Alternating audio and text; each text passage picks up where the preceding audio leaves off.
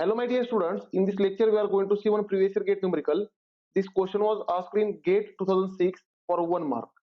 Basically this question is based on conduction topic, and again the question is basically based on the conduction through a composite slab.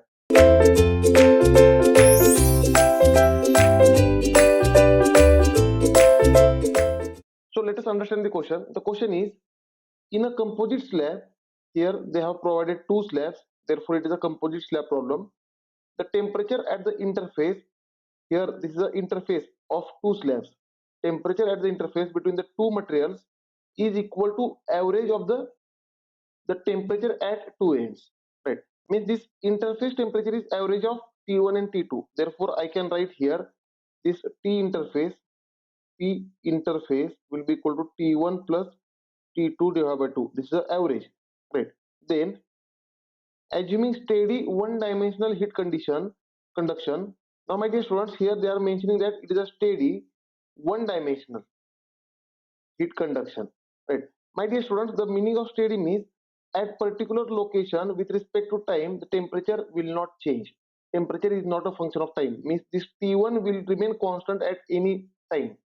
T interface will be remaining at its own value at any time, and T2 is also constant with respect to time, right? And it is a one directional, means heat always flows from the high temperature to low temperature. Therefore heat will flow from T1 to T interface inner surface, and T inner surface to then T2, right? This will be the direction of heat flow, that is heat is flowing in, let us say, x direction, qx, right?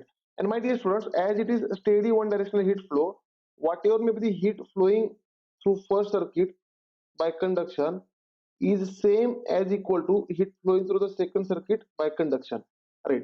This is called steady one directional. Which of the following statement is true about the respective thermal conductivities? Now here K1 and K2 are the thermal conductivities of first slab and second slab. Now they are asking the relation between thermal conductivities in the option, right? What is the relation between K1 and K2? Now my dear students, as heat is flowing through this first slab and after that through second slab, there will be a resistance, right? There will be a resistance R1 in first slab and resistance R2 in second slab for the heat transfer. And my dear students, for slab, the resistance through the slab will be equal to thickness of slab L, they have a thermal conductivity into area, right? L is the thickness of that slab, right? Where for first slab thickness is 2b and for second slab thickness is b, right? And K is the thermal conductivity of this respective slab, and A is the area perpendicular to the direction of heat flow that already we have seen in Fourier law of conduction. Now if I draw circuit here, let us understand the circuit, my dear students. Temperature T1 and temperature inner, that is T inner, right? Between this T inner and T1, right, there will be a conduction resistance through first slab, therefore there will be a R1, right? Here you can see T1 and T inner, between them there is a R1, and this R1 will be equal to, here thickness of first slab is 2b, thermal conductivity is K1, therefore it will be 2b divided by K1 into A, right? And my dear students, between T inner and T2 there is resistance R2, therefore between T inner and T2 there will be a resistance R2, and this R2 will be equal to thickness of second slab, that is B, divided by thermal conductivity of second slab K2 into area, right? And my dear students, through this circuit heat is flowing.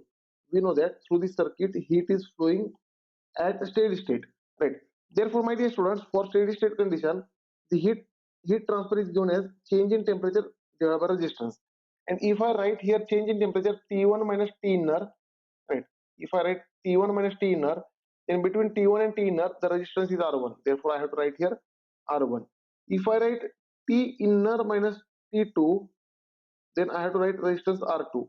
And if I write, because between inner and T2 the resistance is R2, and if I write T1 minus T2, then I have to write R1 plus R2, right? If I write T1 minus T2, then I have to write R1 plus R2. This is how heat transfer can be calculated, right? So my dear students, let us equate here the equation number 1 and equation number 2. Let us equate them, right? Now my dear students, if I equate them, therefore I will get T1 minus T inner divided by R1 is equal to T inner minus T2 divided by R2. This expression we will get, right?